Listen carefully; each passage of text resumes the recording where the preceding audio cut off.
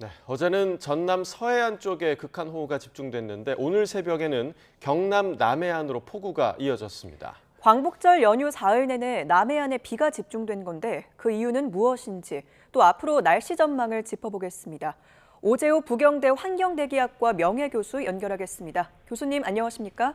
네, 안녕하십니까. 네, 자 먼저 밤 사이에 비가 집중된 곳이 어디고 또 얼마나 내렸는지 먼저 좀 설명을 해주시죠.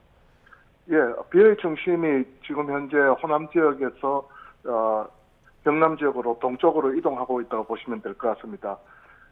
어제 새벽에는 목포, 해남, 영암 등에서 전남 서남부 지방에 시간당 5, 60mm의 강한 비가 집중했는데요.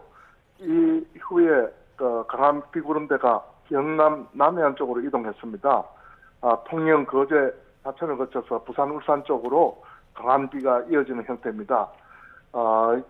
기상청도 오늘 오전까지는 경상권을 중심으로 매우 강한 비를 갖다 예상하고 있습니다.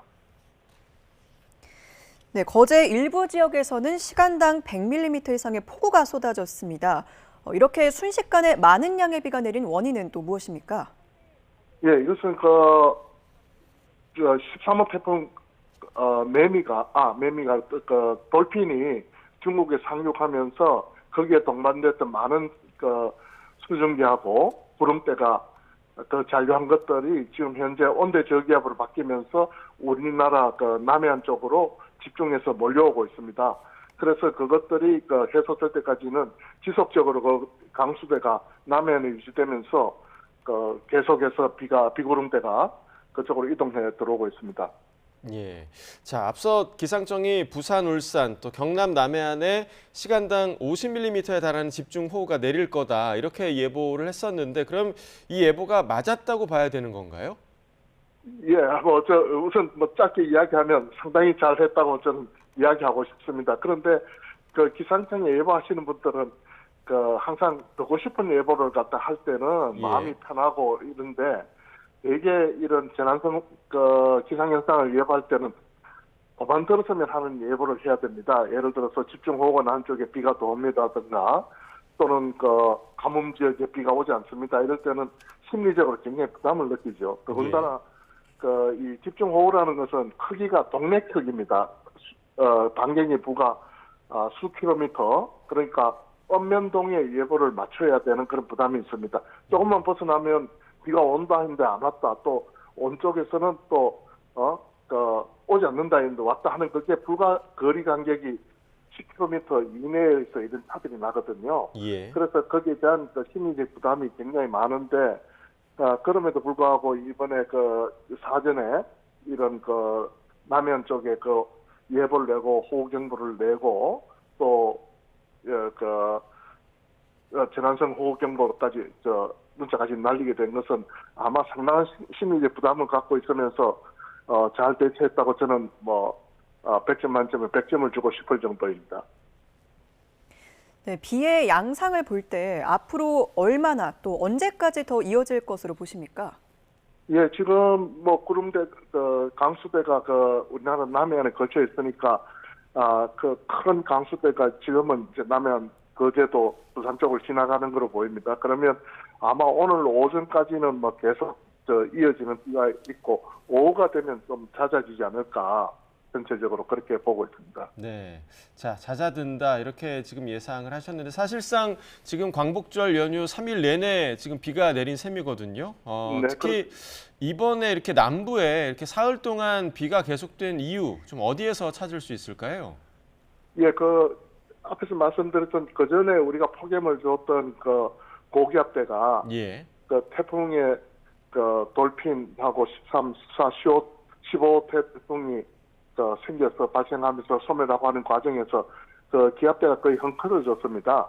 그래서 우리나라 남해 쪽으로 이렇게 기압골이 생기고 그 기압골을 따라서 태풍 돌핀의 잔해로 해서 중국엔 피해가 굉장히 크게 났죠. 비도 많이 오고 그 구름대가 우리 쪽으로 유입되는데 그 통로가 우리나라 남해안으로 돼서 계속 이번 광복절 연휴 동안 비가 계속 왔던 것으로 보입니다. 네, 특이한 건 이 비구름이 내륙으로는 약하고 또 해안에는 강한 비를 쏟아냈다는 점인데요. 특히 지역도 매우 협소했습니다. 어제는 전남 목포 해남 영암 쪽에만, 또 어제 오후부터 밤 사이에는 경남 거제 사천, 부산 울산 등 모두 이렇게 바다와 맞닿은 해안가 지역인데 이건 왜 그런 걸까요? 예, 앞에 말씀드린 것처럼 이 비구름대가 오면서 곳곳에 그 큰 비를 만드는 그 우리가 소위 말하는 정난운이라 해서 비를 많이 내릴 수 있는 그런 구름들이 곳곳에 이렇게 산재해 있습니다. 그 산재해 있던 구름이 이제 남해안 쪽으로 가면서 했고요. 또 남풍이 불면서 이게 조금만 육지로 올라오면 거기에 있는 산이라든가 이런 상승 기류에 의해서 상당히 그런 그 소나기 구름들이 잘 만들어집니다. 그것들이 집중된 게 남해안으로 돼서 아마 그 이번 비는 내륙 쪽보다는 남해안에 집중됐던 것으로 보이고 있습니다. 네. 하지만 일단은 이번 여름에 영남 지역에 비가 안 오면서 우리가 가뭄 걱정을 상당히 좀 많이 했었는데 또 와도 이렇게 너무 많이 와서 좀 걱정입니다. 그러니까 네. 이 정도 비면 가뭄이 좀 해갈이 된다고 생각하십니까? 아마 그쪽에 좀 아쉬운데요. 이 해안가에 비가 오면 바로 바다로 물이 빠져나가 버립니다. 예. 내리는 지역은 피해가 나는데 저수지라든가 어떻게 우리가 그 물을 갖춘 수리 시설에 물을 갖다 좀 가둬야지 두고 쓰는데 아마 그렇지 못한 경우가 있습니다. 그래서 뭐 영남 지역 쪽도 지금 비가 조금씩은 오고 있습니다만은 그런 면에서는 상당히 아쉽습니다. 그 저수지라든가 그 작은 댐이라든가 이런 때는 그 유역에 비가 와줘야 되는데 그렇지 못해서 조금 아쉽습니다. 네, 어제 또 전남과 경남 산사태 위기경보가 관심에서 위기로 또 한 단계 올라갔는데 이 밤사이 비를 고려한다면 산사태 위험 정도는 어떻다고 보십니까? 예, 우리 산사태 나는 것들은 우리가 토양에 수분이 충분히 들어가고 지하에 그러면 뭐 우리가 그쪽에 전문한 사람 말로는 그 지역에 산이 뜬다 그럽니다. 토양이 물에 의해서. 그랬을 때 산사태가 많이 나는데 이번에 거제라든가 이런 쪽에서는 비가 굉장히 많이 왔고 또 그렇지 않은 지역이라도 그 전에 비가 많이 왔으면 이것이 땅에 스며들어서 산이 약해지는 그 시간이 걸리니까 아마 비가 조금 잦아지고 이래도 계속 산사태가 걱정을 할 수밖에 없습니다. 그래서 그런 과정에서 아마 관계 당국에서는 산사태 위기를 격상한 거로 그렇게 알고 있습니다. 네. 자, 이제 앞으로의 날씨도 좀 전망을 해볼 텐데 어제 서울 한낮에도 상당히 좀 선선한 느낌이 나더라고요. 오늘 소나기가 지나고 나면 아마 이제 비가 갤 텐데 앞으로의 날씨 어떻게 전망하십니까? 무더위가 또 찾아올까요? 예, 지금 아직도 뭐 8월 중순에 있으니까요. 지금 우리가 그동안 이야기를 많이 했던 이중 고기압 이야기에서 동서로 고압대가 놓이고 있는 것들이 또 태풍이 연달아 발생하면서 많이 흐트러졌습니다. 예. 그럼에도 불구하고 아직 여름이기 때문에 이것들이 다시 복원될 가능성도 많습니다. 그렇게 되면 우리는 또다시 이제 더위 이야기를 갖다가 이번 8월 하순 또는 9월 상순까지도 그런 이야기를 하지 않을까 그렇게 예상되고 있습니다.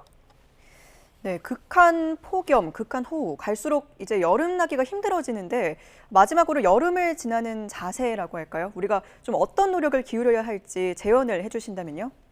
예, 지금 나타난 현상들이 극한 현상들이 지구 온난화에 따라서 저희들이 평가하기에는 더 자주, 더 강하게, 더 많은 지역에 온다고 이렇게 보고 있습니다. 실제로 우리가 폭염도 그랬고 호우도 그랬고 그래서 어쩌면 우리가 지금 갖고 있는 거기에 대항하는 사회적 인프라라 그럴까요? 수리 시설이나 이런 것들이 과거에는 충분해도 앞으로 미래에 이렇게 극한 기상들이 나타나는 데는 충분하지 못할 수가 있습니다. 그래서 지금쯤이면 한번 우리가 전체적으로 우리 국가 차원에서 이런 우리가 대형 시설, 사회적 인프라 우리가 이야기하면 우리가 변화하는 기후에 적응을 충분히 할 수 있는가? 또는 그런 집중호우라든가 폭염이 왔을 때 우리가 충분히 우리 사회가 회복할 수 있는가 이런 것들을 재점검을 해보고 다시 한번 설계를 다시 해야 될 시기가 온 거로 그렇게 보고 있습니다. 네, 알겠습니다. 교수님 오늘 말씀 여기까지 듣겠습니다. 오재호 부경대 환경대기학과 명예교수와 이야기 나눠봤습니다. 오늘 말씀 고맙습니다. 네, 감사합니다.